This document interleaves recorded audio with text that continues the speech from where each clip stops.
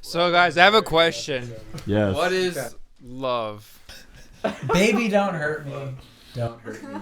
But seriously, how Love would you is define love? holding your girlfriend's hair back while she pukes, and still thinking she's beautiful. So you think you think of companionate love when you think of love. What is romantic love? Romantic love is what you do on Valentine's Day. So what is it? I don't know, I feel like this is especially hard for men, but more traditional men who aren't used to showing love in public and stuff like that. It's that one day a year you gotta be like, all right, I gotta not give a fuck. On the other hand, what about the chivalrous type of man who sees love as chivalrous type of man? Love as this big public display of affection. I think it's That's awesome terrifying, publicly. honestly, to me. I don't know if that means you're chivalrous because you want to slap your girl's ass in public, but What? No, that's not what chivalrous. No, that's like holding the door open for your girl. and slapping her ass when she Being walks in. My functional definition of love, and I credit Andrew Cowan for this, is when you consider the other person to exist in the same way that you do. So you really genuinely treat them as being a human being who exists and is as important in all those ways as you would think of yourself. Yeah. Yeah. I feel like that's how you should treat everyone, though. Well, that's what true love is. Ideally, yeah. when I they- feel like we only have so much capacity. I feel like that's a pretty low bar. You don't really think so? How many people do you genuinely feel are the same as you in a sense? And not just think of it on a cognitive level, but within your reality, your sense of reality, they are just as real in all the ways that you are. All the pains, emotions that you go through, you comprehend that they do that, and you factor that into your thinking when you're. And I would also add that you take active steps and you take as much time as it needs to address those same concerns for them, like you would do the same for yourself. Yeah. And that's what I was talking about with capacity. If a stranger is crying on the bus, you can talk to them and comfort them while you're on the bus, but at the end of your stop, you're like, you know what, I've got a wife and kids at home and I need to take care of them also, so it's I don't know, that's why I think monogamy is the way, because you really only have so much capacity to. Love is a huge commitment, a time commitment too, and you only have so much time. But I think you make a good point of saying, isn't that kind of the goal? And I think for a lot of philosophies, that is the goal, is to get into that state of mind where you have that level of compassion and comprehension for everybody. Yeah. Yeah. What about attraction? Well, I feel like that's pretty. Do you need attraction? It's pretty instinctual. Do you need attraction to feel love? No. I think you need a baseline level. Well, I mean, because there's different kinds of love. I love my sister, but I'm not attracted to my sister. Romantic, to feel love for a partner. Some people don't. Guess that comes up to person. I don't know. Well, I think that's no, because I think in as far as the definition I've given for love, that, I believe that is a broad definition that applies beyond a romantic partner. That goes for the friends that you're really, really close with as well. So in English, we only have one word to describe multiple different kinds of love. In other languages, that's not the case. So we could actually split platonic love, kinship love, the type of love you'd feel for a friend, type of love you'd feel for a kin, a type of love you'd feel for a goat.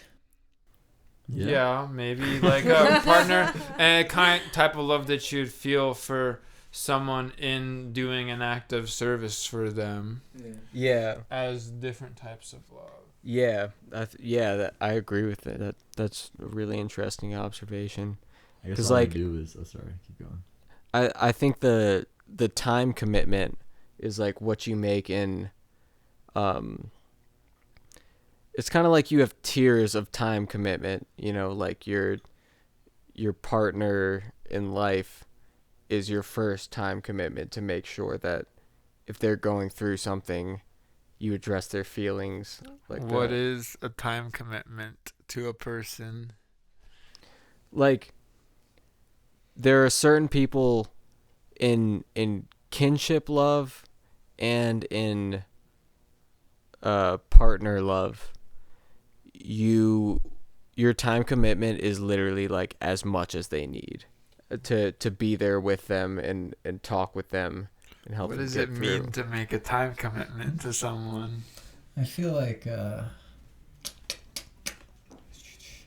these are some concepts that we have intuitive understandings for, time commitment. Well, also just linguistically willing to commit your time. Yeah, because I mean, like, But what's it mean to commit time to someone? I feel like you're asking tautologies. These are. I'm saying committing I time find is it interesting when you take something you have an intuitive understanding Uh-huh. for, and then try to like actually explain like what it means in like. How about you, specific Alper? What does it words. mean for you? Means you have a limited amount of time in your life and per like a set repeating period, let's say a day or a week, and within that you're essentially like prioritizing that they are like maintaining that relationship with that person is a task that is more important than maybe some other task that you might want to do with your limited amount of time. yeah, for sure. Like That's time commitment. an example of So you could be instead of loving someone, Max. you could be learning French. yeah, exactly. And it's like, so for me, like an example I love of you more than I love wanting to learn French. What if you yeah, have like a French girlfriend? And you're learning French? kill two birds with one stone. Boom. That was for you. But, like, Not learning German. I think a good example of a time commitment One day. is like when you like something that's important with your kinship and with your partner is that at the end of the day you all sit down together for dinner and you talk about your day and how you feel and you comfort each other basically. That's an important commitment to your family. At least I think. And that's like, so that's more important than learning French because the mental health and well-being of your family is, you could know French, but your family's in complete shambles, your kid's some drug addict, and it's like, well, I know French, but... Bonjour. like, We're going to the rehab facility, Timmy. But I think whenever you try to articulate things like that, for example, what is love, you're going to be 99% short because it's something that is so beyond articulation that it's incomprehensible. And I think we can describe...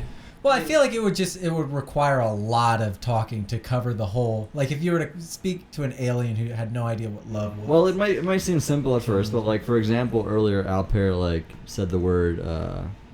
You use love as a feeling, and that's a good question. Is love a feeling or a need?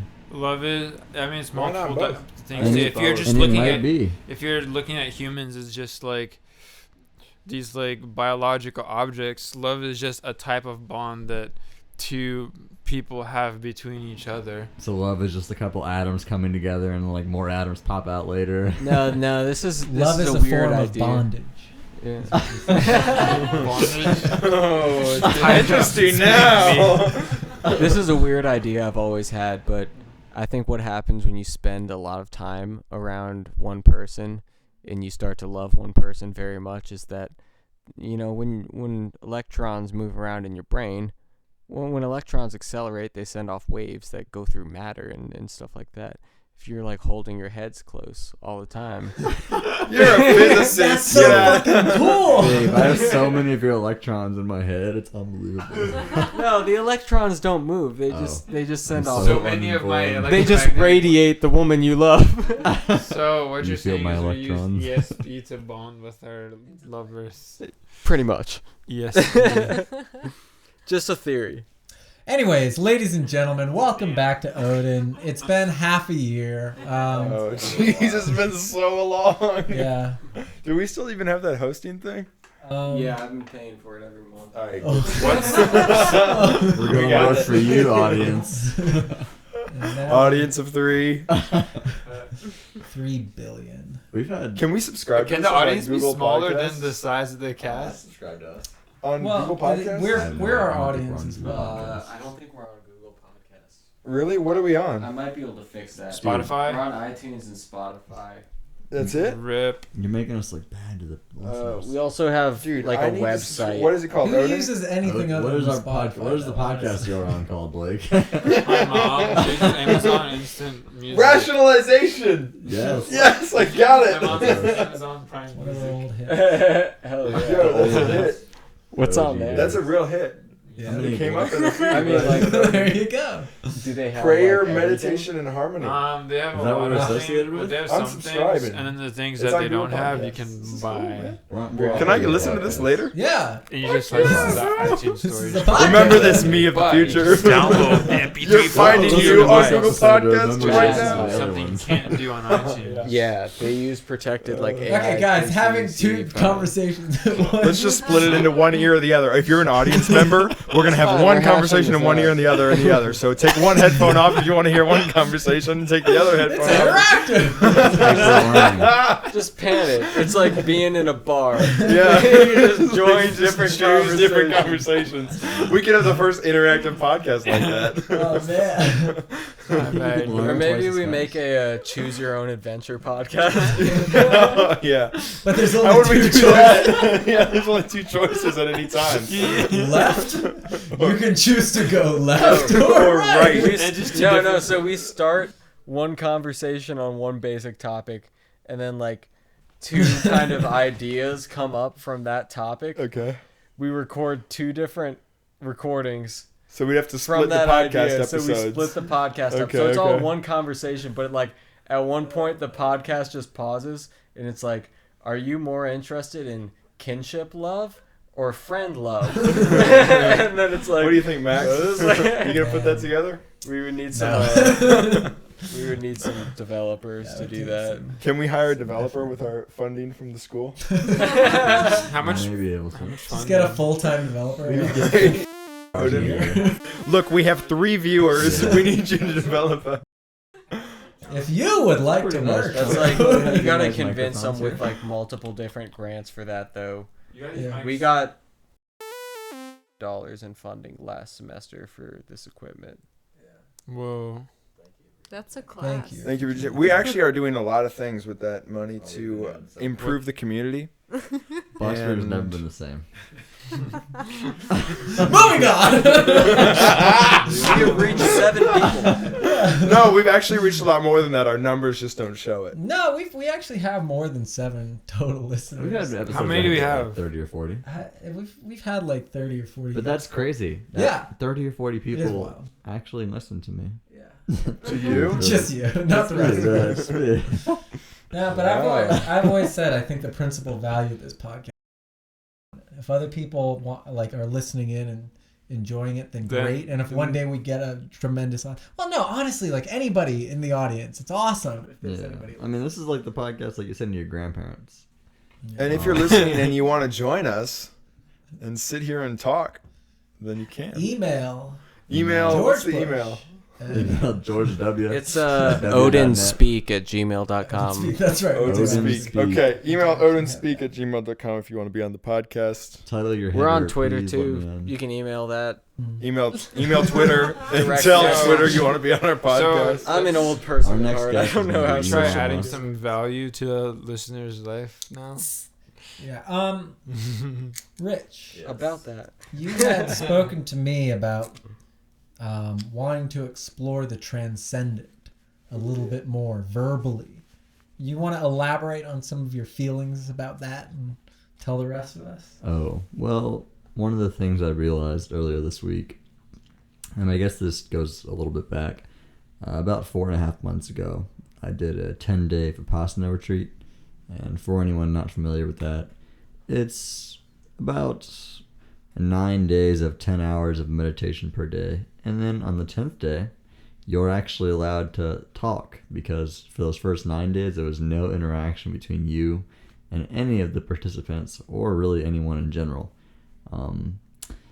And since I'd done that, I have spent a lot less time trying to articulate ideas or learn new other ideas, because I've just been putting all of my eggs in this one basket. Because you've been meditating daily since. Of sitting in the mornings and the evenings. But then I realized that even if an idea doesn't necessarily change my life, I actually really just like playing with ideas and sharing them and learning them. And I want to get back into that more. Yeah. So that's why Odin is so awesome. So where was this going, Max? I'm not sure if anyone... I don't know. What the fuck? This is a dead end, bro. We should just kind of talk about, like... The transcendent, you know? Yeah. Yeah. Casually. Do you want to drop the website where people can find out more information about that? We have, like, a little promo we can throw on the end. So you gotta that stay we for the whole recorded. conversation for the promo. It'll probably be in the I can description send as you well. the MP3 to just throw in there. Oh, it's for, I think Alper means the... Oh, yes. For the Dhamma. Vipassana Yeah. retreat? Mm-hmm. Dhamma.org. DHADHAMMA.org. Dhamma.org. It's free. Where do they have those motherfuckers at? They have them all over. There's a lot more on the West Coast than the East Coast. In Kiev. They have them all over Europe. I did mine in Ukraine. But the closest one to Virginia is in Delaware. And then if you're in the West Coast, they're everywhere. And it's free. It's 10 days. You got to put the work in. But if you do, it's you transcend. Yeah. We're going to be trying, Rich and I are going to be trying to, it'll be my first time, but go over the summer. So if any of you guys are... I'm trying to go over the summer. All three of us can go together. Maybe someone else can join. Eric, Blake, May. Yeah, I'm trying to join, but if I have a job, then that might be... Just let them know you got to breathe for a bit. That's the same for me. When are you going? Just take all your Sometime, vacations at once. probably Where at? beginning Delaware? of June. It'll be Delaware. All right. Yeah. Yeah. Yeah. But yeah, just let your workers know, like, y'all, this air up in Delaware. I'm trying to breathe this for a little bit. Just give me like a couple weeks off. And then I'll come back like this. For those of you who can't see, Which is everyone. Blake is making an intense face with his eyes. Yeah, when I come back, my chakras will be aligned, my spine will be straightened, my third eye will be open. There you go. Yeah, I mean, the Pineal results gland were will be simply active. incredible, dude. I mean, my dick doubled in size in 10 days. It's been mind-boggling. My hemorrhoids disappeared. The Did you hot get that single from an chicks email? in your area Send me one of those will emails? actually message you. All right, so I think let's go around and give our complete understandings of the transcendent. We'll start with you, Eric. Go. This is easy. Let me man. just start with, like, examples Uh, that I can give of the transcendent. Like, for me, a lot of romantic era classical music, like Mahler especially, that just or a more modern day example would be some of Jacob Collier's work. Like, it's just harmonically crazy, and you know, I've done music for a while, so I speak that language a little bit, and it's just words I've never heard that, you know, when you first learn a concept or a word, like, something has just sprung into existence in front of you, and you don't understand how you didn't see it before. You don't understand how you can see it now. And especially because I'm not that deep in music, like, I don't I've never studied Mahler's symphonies or anything like that, but that feeling you get when you connect with something that you thought was just otherworldly or just not possible, or you had never even conceived a thought about it. That to me is transcendent, you know? I think the only way to come in contact with the transcendent is to activate your pineal gland, activate your pituitary gland, Yeah. and join an internet cult. And swear your life to No it. more fluoride. You got to open up your pineal gland. No, fluoride has nothing to do with it. Yes, bro. I know it. Yes. Wake up, America. Wake up, You America, have to bro. heighten I your love mode that of only 2% of consciousness people know what the fuck that until is. your mind Okay, breaks. 1% at a time. Alper, keep You have going. to heighten your mode of consciousness until your mind breaks through to the next layer of reality. And Okay. then you'll understand. So facetious as that was, you were still getting at the idea of breaking through to. Is that what the transcendent is to you? Breaking through to a difference. Maybe Perspective on it's reality. just like kind of understanding what you are, understanding what like the world around you is, and like I guess what to do in it. I don't know. It's the world is slippery, hard. The isn't world it? is hard to explain. It's just like a very weird place to live. Yeah. Blake, what is the transcendent?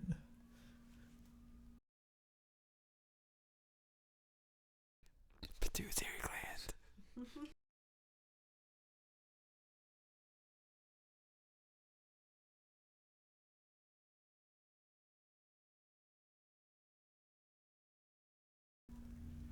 Nicely done. I like I that. agree. Yeah. Rich, how about you? I actually really like the way you phrased it, Eric. Coming in contact with something you'd never even imagined could have existed. So I can't explain it. I mean, it's whatever the transcendent is, it's when you connect with that place beyond all words and beyond your conceptions and imaginations. To me, it almost seems like if you have a stack overflow of your mind, and you just I don't know. There's this remarkable ability we have as humans to feel things that we can't understand, and when you come into contact with something that is so above your ability to rationalize, and probably above the tools that we even have to rationalize things, that you can't explain it, you can't understand it, but you can feel it, you know? Imagine how the infant feels when it first enters the world. It knows nothing. Its brain contains nothing, and it's been brought into contact with this existence that it has no basis on how to interact with. Yeah, I think that's why childhood feels so magical, Yeah. you know? You're constantly reinventing and discovering existence. Yeah. How about you, Max? I'm gonna pick up off of Rich and try and synthesize together some of the what you guys have said into, I guess, what my own understanding is. You guys talked about reaching into some experience that feels so beyond what is normal, or maybe not normal, but like what you typically think of being comprehensible. But you also talked about it being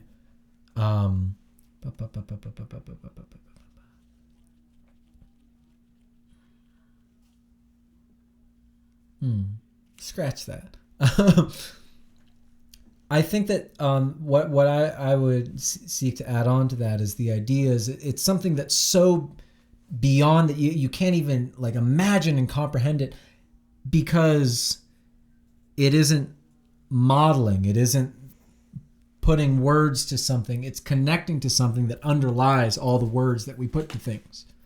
It's an experience that is deeply, I feel, in a way, familiar in the sense because we suddenly connect with our most human, most real sense of reality. So it's something utterly beyond our normal experience of reality, but we understand it to be so far below all of the trash that clouds our vision, typically, of reality. The transcendent is us breaking through the dusty images and false models and maps, the clumsy view that we have of the world, and connecting to the what is deep down reality, what's really underneath it. And to add some words onto that, as if more words were ever going to do anybody any justice, as you were mentioning that, I remembered. So when I was sitting for, over 90 hours in the course of 9 days, one of the things that happens as you pay more and more attention to your body is sensations become subtler and subtler and subtler. And what I mean by that is you pay attention to an area of your body where maybe on the first day you felt nothing. You continue to pay attention to it, and you pay attention to it, and suddenly you feel something. Maybe some tingling, maybe some heat, maybe some scratching, itching. Not scratching, because you don't scratch, but you feel the sensation of wanting to itch, and you pay more attention to it, and more and more and more, and suddenly there's this unlimited amount of subtler and subtler and subtler and subtler and subtler sensations that arise, and there seems to be no ending point. But to pay attention to those sensations, you have to step away from everything going on around you. All of the stories you tell yourself and all of the people that you're imagining scenarios with in your head and all of the things you're telling yourself you need to do. You step away from those completely, and you instead just pay attention to physical sensations on your body. And most people they try that for a little bit and then find it insanely intolerable and boring or uncomfortable. But you continue to do that for long enough, and transcendence is inward, and it's so incredible that because before any reaction occurs, someone says something to you, your body has sensations in it. You recognize it, and then you don't recognize it, sorry, but like something happens, your body unconsciously responds via sensations. You recognize those sensations and react to those sensations. But in your experience, you're reacting to that person. You miss that whole process. So as you pay more and more attention to your body, you learn to recognize that the sensations are what you're reacting to. And if you can learn to pay attention to those, you no longer react. So I guess that would be my most practical definition of transcendence. So I want to ask you a question. Is what you're saying that your body has a virtually infinite amount of sensory information pouring into it from like all of its senses at all times? I wouldn't say it's I guess it is your body necessarily, but yeah, I guess that's like your mind has it. Where there is a nigh unlimited supply of sensory information available to us at all times. At all times, and that normally we just don't have the ability to pick up on most of it because we only notice the stronger ones. But when all the stronger ones are eliminated and we get just focus on the subtler and subtler ones, you just notice that there's just an infinite amount of stuff to experience at any time, at all times. Actually, yeah, I mean that as you pay more and more attention, more and more sensations arise. It's quite odd, and it does seem to be infinite. I think, Blake, with your silence, I feel like that keys directly into this idea that, for me, much of what the transcendent is what is always there, but that we're often distracted from. But when you're silent and you key and just slip into that deeper, more ever-present reality, that's when the transcendent arises. It is the baseline from which all of our distraction arises. Vibes. That reminds me a lot of a description of quality from the book Zen and the Art of Motorcycle Maintenance. It's a very interesting book, but he talks about quality as the pre-conscious interpretation of anything, essentially. Like I don't know, when you like you're using something and it's cheap plastic made or whatever, compared to like, I don't know, Rich, you're like crazy nice coffee grinder that just grinds it so perfectly and every part about it just feels natural, and it's such a great tool. Like it's easiest to describe with just like really simple tools or something like that. I don't know, you can feel that difference between using a cheap hammer with a cracking wood base and one of those freaking like carbon fiber plastic ones with a steel head or something like that, and you feel it as soon as you hit the nail. You feel it before you even notice, like, God damn, this feels so much better than that crappy hammer I had before, or anything like that. And it comes before you can rationalize any thoughts. It happens much quicker in your brain that you feel the quality of something. What that makes me think about is that we have certain tasks that we approach in life. We have certain processes that we do. And we don't always do those processes or tasks with the same sets of tools. And so, like, when we listen to music, you might listen to music, but there's a difference between like, you might listen to music with really shitty earbuds versus really good speakers versus in your car or something like that. And so we're all trained around listening to music or hammering a nail or eating a sandwich or whatever. And we know what that process is. And then sometimes you do it in a way that, like, everything in what you're doing, the tools you're using, the environment and all that, is just aligned, that it's right with that deeper process. And it feels, meaningful. Yeah.